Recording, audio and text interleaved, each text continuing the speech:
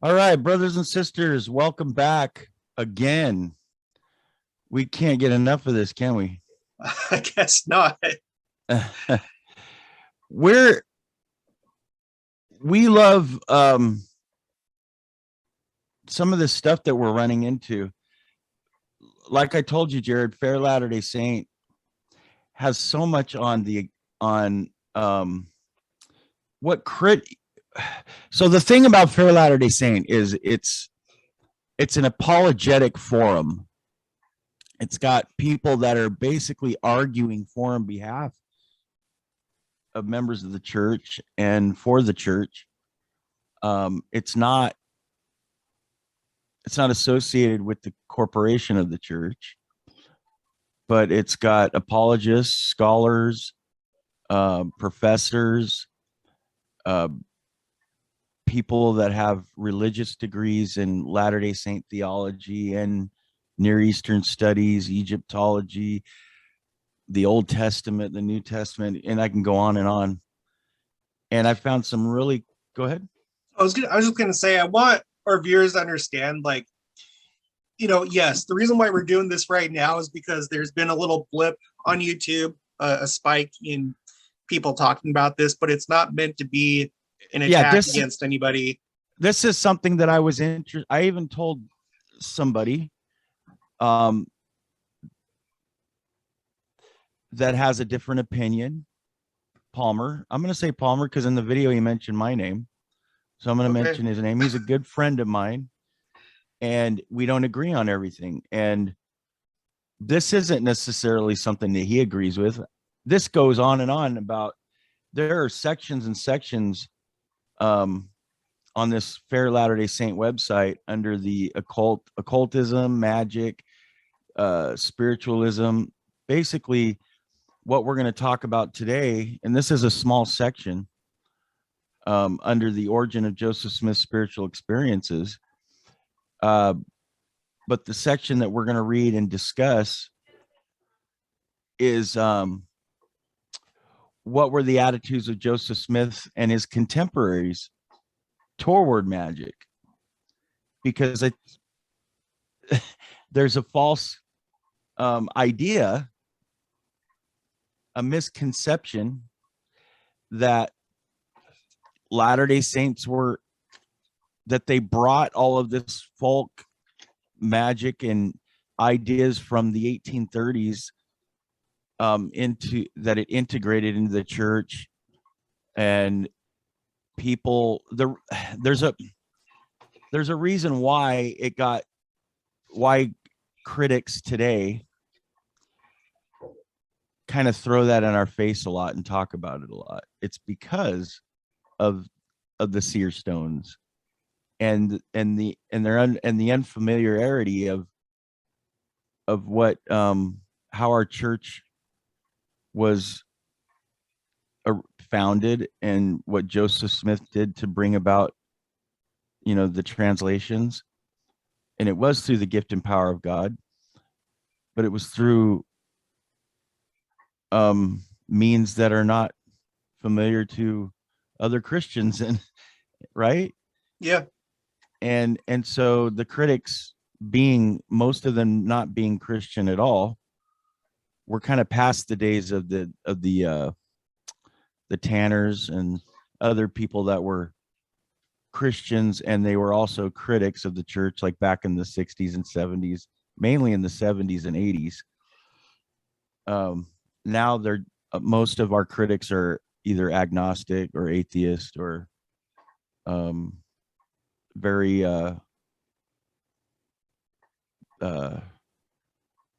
what's the word I'm looking for? Secular, worldly. Secular. Thank you. Gosh, that was exactly the word I was looking for. Yeah. And so this is awesome what we're about to read here. It's pretty short. I don't know, how much time do you have? Probably about an hour or so. Okay. Do you want to bring it up on your laptop also? I'd rather just listen to you, and then I'll comment. Stop me anytime you want. Okay. Okay. So before I go on, this is under the origin of Joseph Smith's spiritual experiences, but let me read you some of the subtopics that if people can go on and read themselves. The first one is, were Joseph Smith's spiritual experiences originally products of magic and the occult? What is the distinction between belief in folk magic and a religious belief in the supernatural? And the one we're going to read today, what were the attitudes of Joseph Smith and his contemporaries toward magic? Another one, did Joseph Smith and his contemporaries believe in supernatural entities with real power? What effect did the Hoffman forgeries have upon the study of early Latter-day Saint history? How did Joseph use his seer stones as a youth?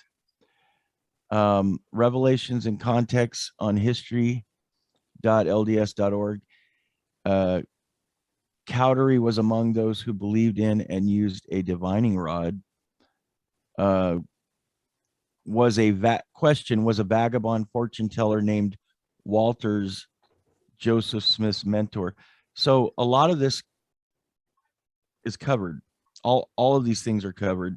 And then there's a whole other section that talks about Joseph Smith and his family and what the members of the church thought about witchcraft and on and on. And so let's start. Okay. Where am I? What were the attitudes of Joseph Smith and his contemporaries toward magic? The attitudes of Joseph Smith, and I just read that. In 1841, Wilford Woodruff recounted an episode of church disciplinary action.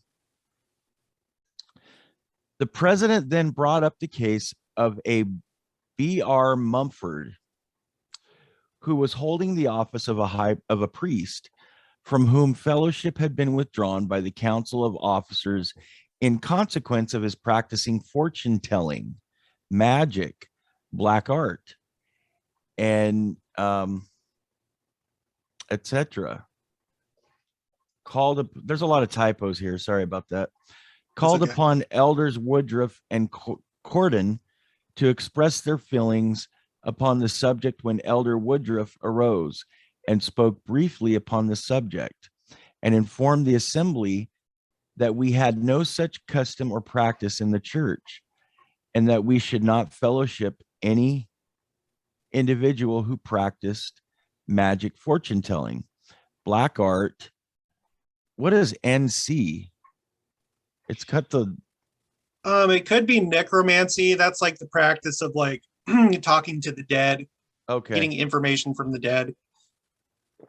For it was not of God when it was moved and carried by the whole church that fellowship be withdrawn from B.R. Mumford. That's interesting. That was in 1841. I want to point out, and I think that this is what you're basically talking about, is that like this has always been a part of this church. I think a lot of people get confused. Like I'm talking about members of the church, like they'll look at Joseph Smith and what he did before he was a prophet, and then what he did as he was a prophet, and just be like, well, he was okay with this stuff, and so we should be accepting, because like he was into that, and that's I think that he changed a lot of his ways after he became prophet, and it's not something that he taught afterwards. Well, and then as you can see here in this example, people were disfellowshipped for practicing these kind of things. We haven't even gotten into how much really Joseph Smith, or even if at all, if he was even involved that much in folk magic when he was a boy. We don't really know that much about it. And they talk about it. Like there are sections here that do talk about it, but we haven't even hit on that. But you're right. Yeah. It's interesting that man was disciplined, B.R. Mumford, and that was back in 1841. Go ahead. the thing about it is like, the point is like, we're not trying to, neither back then, there's never been a time in the church where the attitude has been, oh, this person is doing something bad, get them out of here, excommunicate them. There's disciplinary councils, and the idea is to help remediate that person and help them realize, hey, this is not in accordance with church teachings. We need you to set that aside, repent, and then come back. But the ultimate goal is for that person to have a change of heart and put aside error, and then come back to the fold and live and get back on the straight and narrow path. So a lot of people will kind of like say, oh, you just want them to be excommunicated, or there's just no room in your church for this, or you're a bunch of Pharisees. And that's not true. We want to help people, it doesn't matter what the sin is, to repent and return. And this is a sin. Like when you start getting into the occult, it's a sin. It's not something that you're supposed to do. If that requires a church disciplinary council, then so be it. If it's something that you can just put aside yourself on your own, then do it, and then get back on the straight and narrow path. Absolutely. Yeah, it's not a, I think Joseph Smith was one of the one, if anybody showed an increase of love toward their brothers and sisters who left the church and beckoned them to come back, it was Joseph Smith. And his contemporaries and his descendants, or his those who came, not predecessors, those are who come before him, those who came after him as prophets and apostles and general authorities and so on and so forth, they learned from the prophet. They were around him, especially Wilford Woodruff. They spent a lot of time with him. Mm-hmm. So yeah. I mean, not only in this dispensation, like, so there's precedent in this dispensation from the very, very beginning that this type of thing should not be engaged in, but it goes all the way back to Adam and Eve. Like you read about it in the Old Testament. You have King Saul, that he started out really righteous and he was like a good man, but I guess the power got to his head. He changed. And then toward the end of his life, he was doing really apostate things. He was trying to do something that only the priest could do, for one. But at the end of his life, he went to one of these kind of like sorceress or witch type people to engage in necromancy. He wanted, I think he wanted to talk to one of the prophets. I can't remember the story very well, but he went to basically, one of these people that were involved in the occult. So, and then ultimately Saul died. He killed himself. He went on just a downward spiral, and it included dabbling in the occult. So this is like it's not a new concept. It's not just in our church. It's in Judaism. It's in our church. It's pretty much in every other Christian church. Like, I think everyone should pretty much know better and know what our attitude should be in regards to these things. Right. I'm going to go on. That was kind of short. That was the end of that section. I thought it was a lot longer. I'm going to read this one really quick. What is the distinction between belief in folk magic and a religious belief in the supernatural? The use of the terms magic and occult are prejudicial, loaded terminology. When critics use the term magic or occult, they are using prejudicial, loaded terminology. Used in a neutral sense, magic might mean only that a person believes in the supernatural and believes that supernatural can be influenced for the believer's benefit.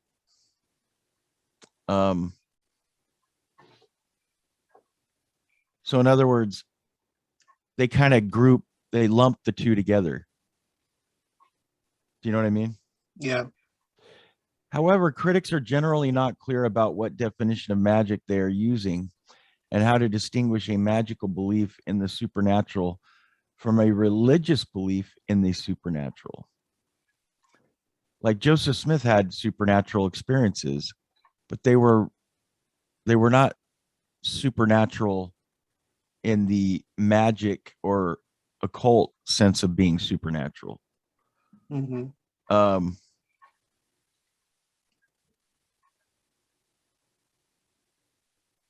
Well, it kind of goes back to that conversation that we were having yesterday about how there's kind of like three different things that we're talking about when it comes to the stars and the celestial bodies. You have astronomy, which is the science that's taught in school, the science of it. And then you have our beliefs in regards to celestial bodies and what they mean and that they do have significance. But then you have this entire school of just the New Age and the occult that have theirs. And so since the very beginning, do we have certain, beliefs that we have that other churches don't have? Yeah. But the things that we believe are in the church, and they were established in the beginning, and it's always been that way. And it did not include that other part, those people that are involved in other occult practices or mystery schools or the New Age or whatever. So we already have what we need in the church, and we do have special beliefs that aren't held by other Christian churches, but it's all here. We have it.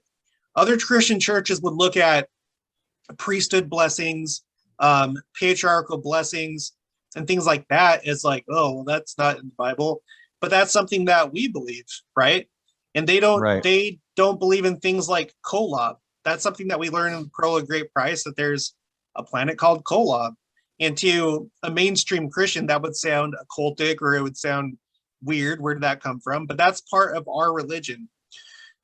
But these other like astrologers and their interpretations of planets and what they mean and constellations and all that stuff, that comes from other schools of thought. It's not rooted in our religion. It's not rooted in Judaism. It's not rooted in Christianity. They may try and like tie that in with Christianity, Judaism, and even our church, but it's not part of any of that. It comes from somewhere else. Right. And also a lot of these men and women that are writing, that have done these studies about Joseph Smith and his family, they can only do the best they can.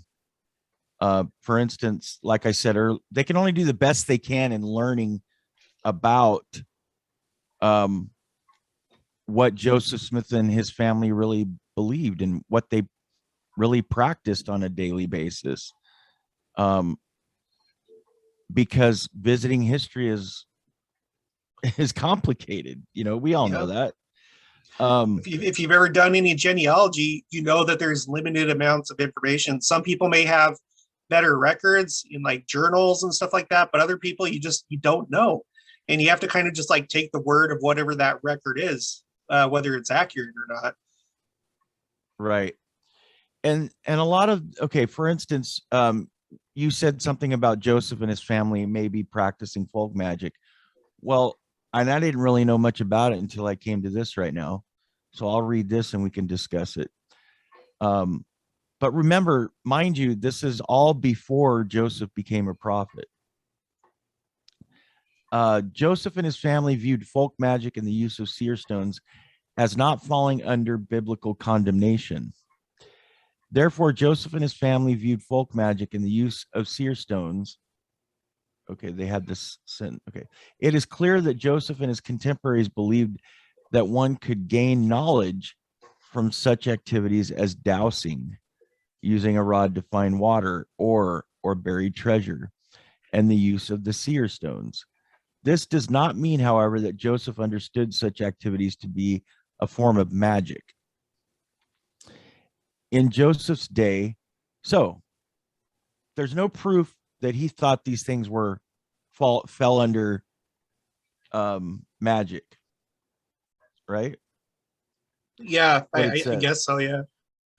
In Joseph's day, the power, for example, of dowsing was seen as a manifestation of how the world worked.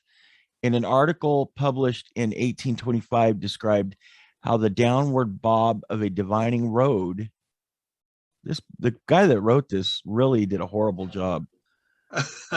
Rod. They spelt it R-O-D-E.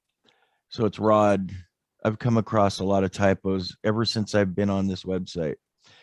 Closely resembles the dip of the magnetic needle when traversing a bed or ore. A journal of science reported the idea that the rod is influenced by ores. That's interesting. Well, so basically what that's saying is that people that practice that type of thing, nowadays we would call that superstitious or the occult, but back then it was viewed as like science rather than like, you know, the rod being influenced by spirits or, you know, mystical energies and things like that. That, like you and me were kind of talking about it on the phone, how they probably viewed that type of thing as like the way that we view metal detecting. It's like simply a way to locate what's under the earth. And they probably didn't think of it as maybe mystical in nature, maybe more on the scientific side. So, and isn't it where the downward point, it would barely go down, wouldn't it? I think so, something like that. I've seen like some methods because there's some people that practice it today. I saw it's in one the Farmer's Almanac, right? I don't know. I've never really looked at that Okay. too much, but I know that like when you're doing, you're looking for water, you hold two sticks in your hand, and then as you walk around, they'll like cross supposedly where the water is. So, and I don't really believe that too much, but you know, whatever. If it works, then it's probably because of like a scientific principle, but not because of the occult or magic or things like that. Right. You know, let me give you another example. When I moved here to Kansas, you know, it's a lot of rural area. Like all of Kansas is probably pretty much just like farmland. And I started noticing that like on barns, kind of like this one right here, like around right here, they'll put what's like, it looks like a, you know, on quilts, how you make these like designs and it looks like a star, like old time quilts. Yeah. Well, they make these like wooden kind of like patterns. They usually look like a star, and there's no standard. It's just like you make one for your family and you put it there, and it's just kind of like a pretty design. And I was like, what the heck? Because I had never seen that before. But essentially what that comes from, it originates from like Germany, and it was kind of like tied into I guess mysticism, or like, you know, if you have this star on your barn or on your property, it brings good luck. It's like that type of thing. So like, even though I know that, I'm probably going to put like, we'll probably make our own barn star because it's kind of like been divorced from that concept. A lot of people do it now just simply because it's like a nice kind of rustic thing to do. Right. I always wondered why those stars were there. Yeah, that's what that originally is. And I'm probably going to do it for, you know, our barn, but not because I think it's going to bring good luck. And so that's something just to consider, you know, maybe Joseph Smith's frame of mind with like certain things. Right. I find this pretty interesting. It goes on to say that an early British dowser denounced the idea that dowsing for ore was based on magic. He said that the rod guided me to the orifice of a lead mine. The rod is of kin to the lodestone magnet, drawing iron to it by a secret virtue, inbred by nature and not by any congruation. This is interesting.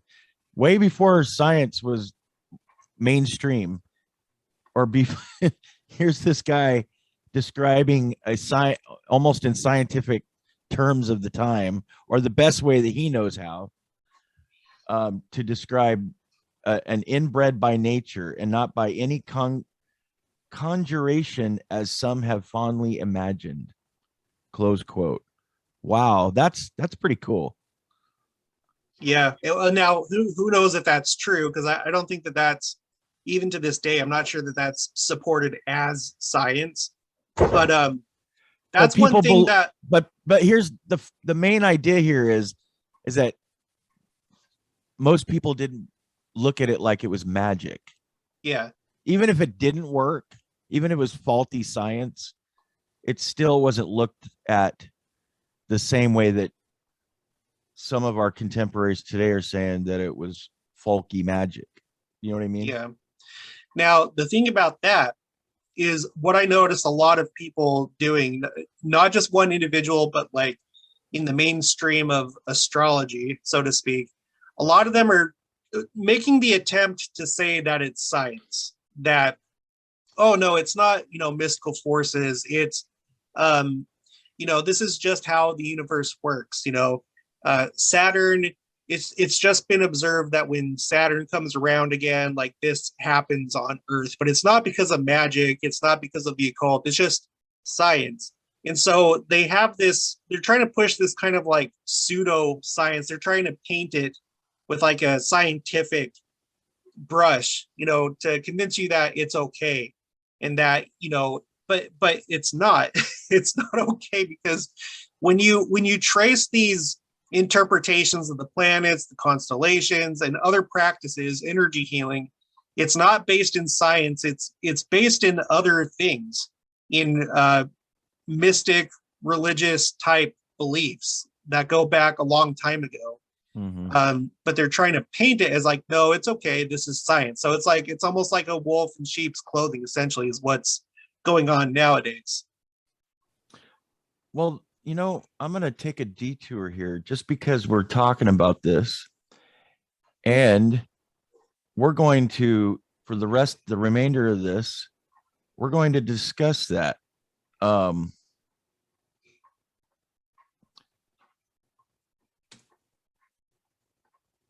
on just a second here. What early members of the church thought of witchcraft? And even in the scriptures, hold on just a second. Okay. We were talking about on the phone, remember that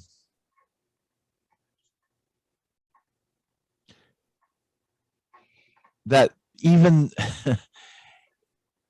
there's always been, since even the Old Testament, a belief that there were witches and sorcerers, and Yeah. and there are many verses in scripture in the Old Testament that warned the children of Israel not to be involved. That was one of their biggest downfalls at times, was being involved in sorcery and magic, and what would be deemed at the time as what that was their new age religion. You know what I'm saying? Yeah. They started to adopt a lot of like other religions, and it kind of like also involved idolatry, believing that certain objects were divine or gods themselves and had, special powers. And so it's all just kind of like a big nebulous mess of like a bunch of different mystical beliefs. And that's how it is today. There's not really, I don't know that there's really a mainstream of astrology, because like everyone just kind of like twists it to their own version. There's different schools of thought from what I've seen, but there's no like authoritative place that you can go to for like why they believe the way they do. They all just kind of like come up with their own thing. It's just like, it's chaos. The whole thing is just chaos. You could go from one astrology store to another, and they may have like similar themes, but like if you wanted to become an astrologer, I'm not so sure that it's standardized, that it's based on science at all. And I think it all just comes from old time traditions and mystical beliefs that are religious in nature. Well, we're going to learn right now that the early members of the church during the time of Joseph Smith and Brigham Young and John Taylor believed in that primarily that witchcraft was a negative thing, and they even believed it scripturally that it was not positive. There are a number of texts and incidents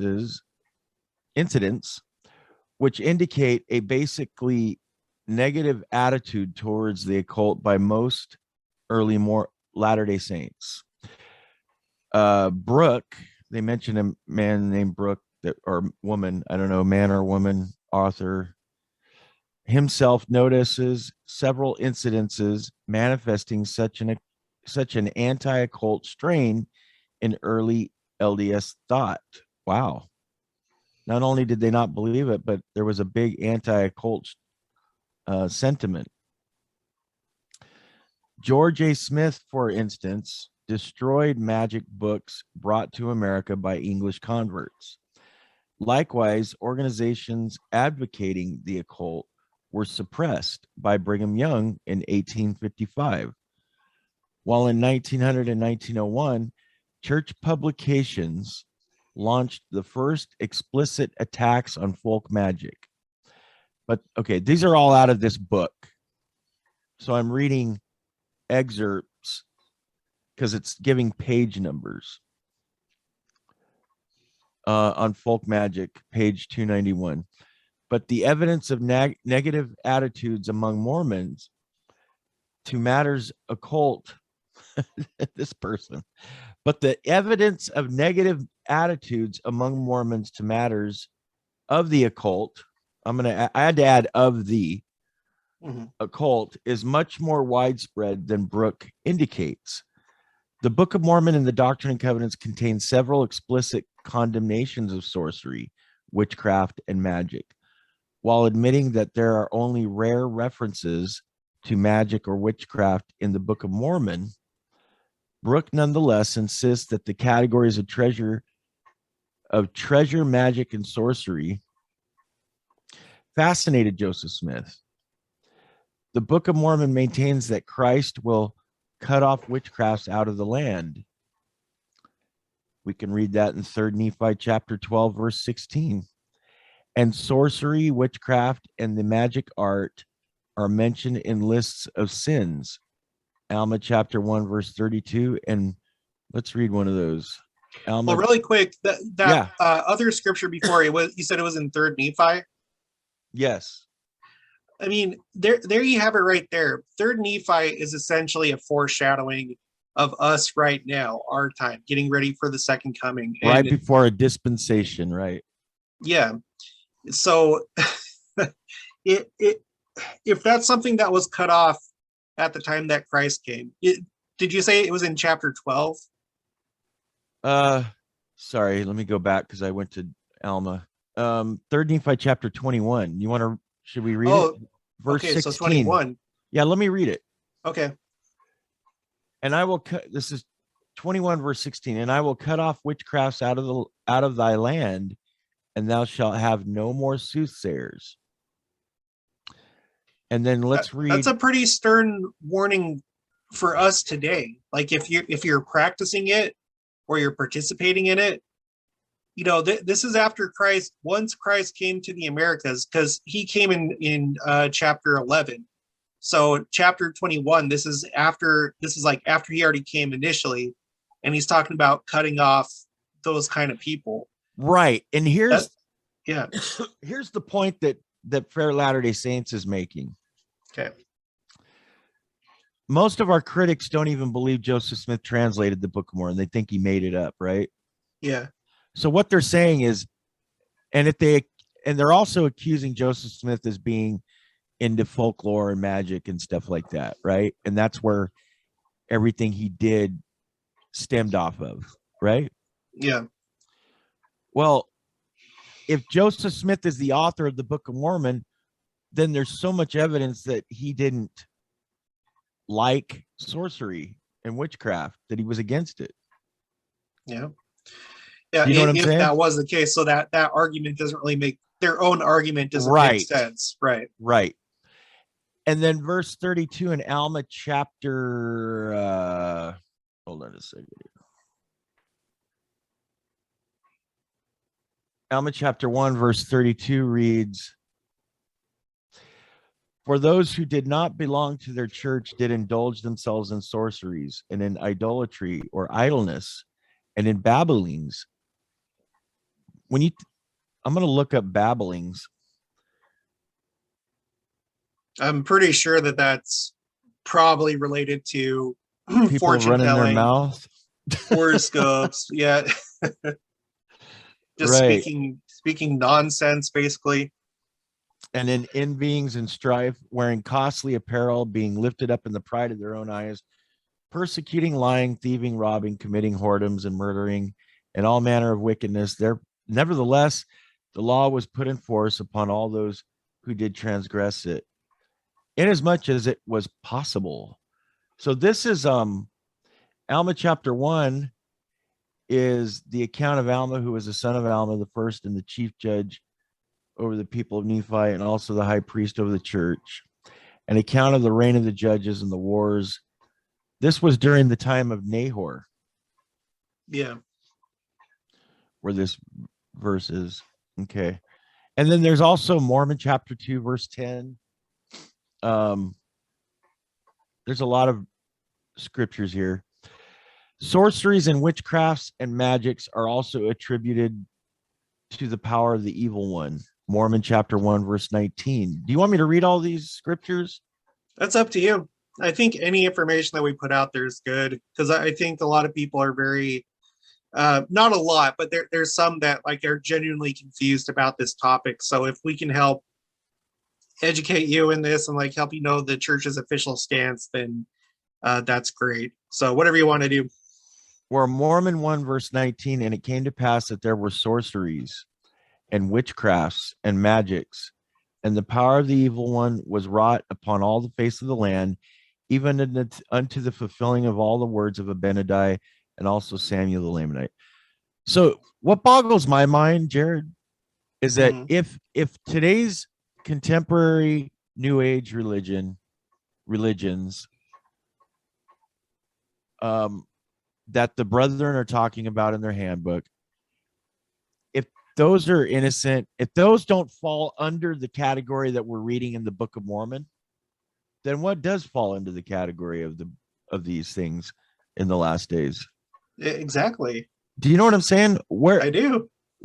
Where do you draw the line? I know, and that's where they're trying to make their push. They're trying to make the push that, hey, this isn't mysticism, this isn't the occult, this is science.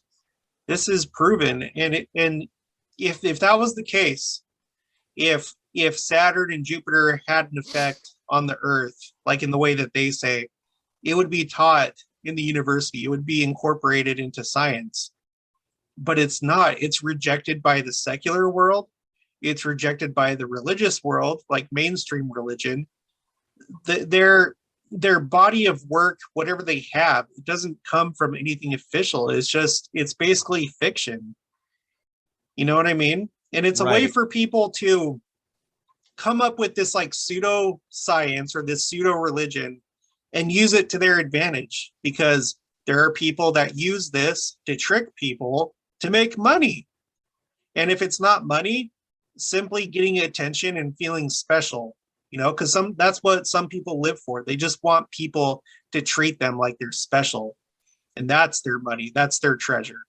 So getting into the occult and becoming versed in it, there are benefits to it, monetary or just getting praise, validation, worship, maybe. You know, sometimes this is how cults start. Well, even Isaiah scorned the same practices of the day. He denounced astrologers, stargazers. It's been a problem since the very beginning of humanity, because this is human nature. This is the natural man, right? We're called to walk a higher, holier path that goes against natural man. But the natural man likes those sensational things, those secret things, those things that have power. And, you know, that's why idolatry has an appeal, because it's something that you can actually see and feel. And so for someone that lets their natural man rule them, it appeals to them, right? You're right. And also, go ahead. I was going to say, let's not forget, okay, I was going to remember this, that even in the book of Daniel, do you remember astrologers It was exactly astrologers that that were unreliable. Yeah. Remember when they were It happened several times in the scriptures. You have it when was that when they were trying to interpret Nebuchadnezzar's dream? yeah, and they couldn't do it. Only They Daniel were was able to do it. astrologers. And the same thing happened with Joseph when he was taken into Egypt. The same thing happened. No one could interpret Pharaoh's dream. The same thing happened in Egypt with Moses. You had Moses and Aaron going up against the magicians of Right. Pharaoh when he was trying to get Pharaoh to let his people go. They went head to head. You had the true priesthood, and then you had these fakers, these counterfeit magicians, and the one with the real power, Moses and Aaron, they're the ones that won. They had the real power. Right. Also, the Doctrine and Covenants covers a lot. And the Doctrine and Covenants was Joseph's book. I mean, those were revelations given directly to him. Yeah. Not saying that he was the author of those revelations. He was the interpreter of those revelations. But sorceries and witchcrafts and magics are also attributed to the power of the evil one. The DNC says that sorcerers will be cast down to hell. Who shall have their part in the second death? DNC 63:17. And I want to stop right there because that's anyone that's watching this that sympathizes with astrologers. That's not Troy Abels and Jared Davies saying that. That's coming from the scriptures. If you're a member of the church, this is coming from the Lord himself. It's not me and Troy like, oh yes, burn them, burn the witches, or excommunicate them. That's not what this is about. Well, we're not talking about anybody at all in particular. Yeah. It's simply, if you're involved in this, please, let that be some of your debris that you get rid of ahead of the second coming. Because according to the Lord's own words, you're going to be cut off if you don't. I'm not going to cut you off. It's going to be the Lord through his servants, probably bishops and stake presidents. And it's a very dangerous thing to be involved in spiritually. Whoso loveth and maketh a lie. That comes to my mind a lot. Yeah. Whoremongers, sorcerers.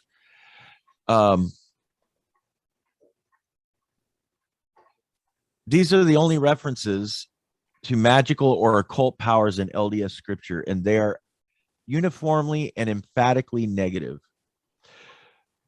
Brooks' key terms such as alchemy, astrology, hermeticism.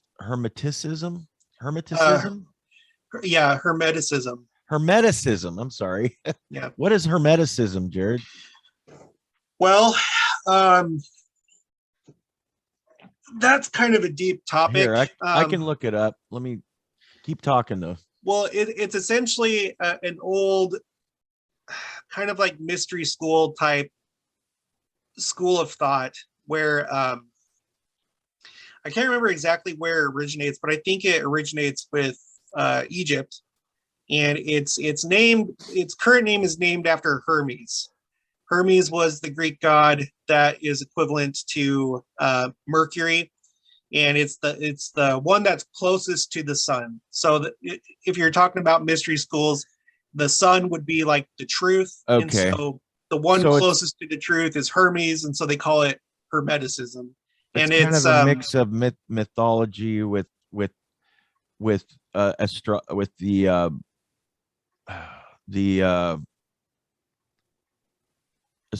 I don't want to say astrology. What's it where there's horoscopes? What do you call that? Fortune telling? No, but what's the scientific term or for those who read horoscopes? That is astrology. I'm sorry. Yeah, astrologers and fortune tellers. Right, and it's a legendary. It says Hellenistic combination of the Greek god Hermes and the Egyptian god Thoth. I know nothing about that. Yeah, it's incorporated in such things as Freemasonry.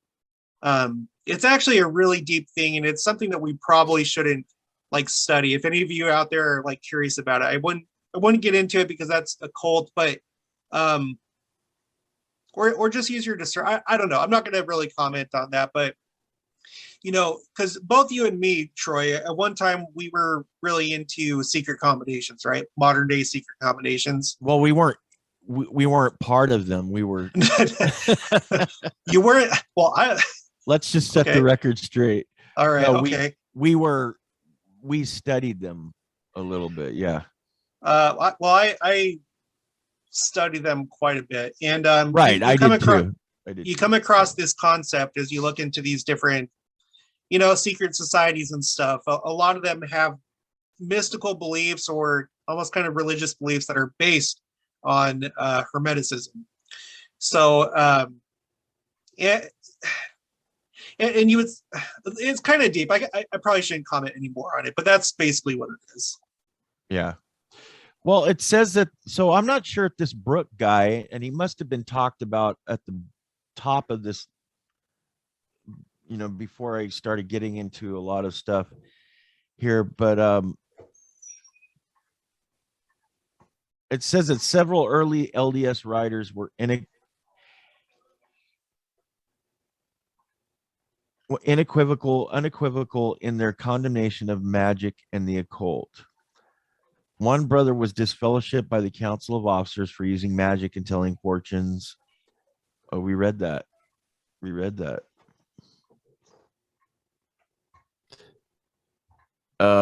Remember? Yeah. Orson Pratt described alchemy as the pursuit of that vain phantom. Yeah. It's been since the early days of the church. Nothing's changed when it comes to this topic. It's still the same today. You're in danger of disciplinary action by the church. Your membership is potentially at risk if you get into these things. It's always been like that. It's always been like that. Yeah. And it all comes down to following the Spirit. What does the Spirit tell you? What does the Holy Ghost tell you? If I feel sorry for those who are going to just take what we say and go, oh, you guys are just bashing on people that have a different idea than you. No, we're not. We're just we're showing you where people are erring. Well, and it's not directed at one person. There is like a couple of people that initiated this, but it's not to attack them. Like, you have to have a counter argument. There's people that, if you're someone that's bring up anybody, Jared, I'm not talking about anybody. If you're genuinely confused about this topic, it would be wrong of us being YouTubers to not talk about it also, so that you can hear the other side and learn of the dangers that are associated with this. We talked a lot about the dangers yesterday with Marco from the Brother Guerrero channel. So we would be, I would find myself at fault, and if you and me weren't talking about this, not to be in a spirit of contention, but to stand up simply for what's right. Yeah. And when you do talk about truth, or when you stand up for principles, it is going to cause contention by those that don't agree with you, right? That's why prophets are slain and killed, is because they say things that people don't want to hear. Right. And here's what Parley P. Pratt had to say.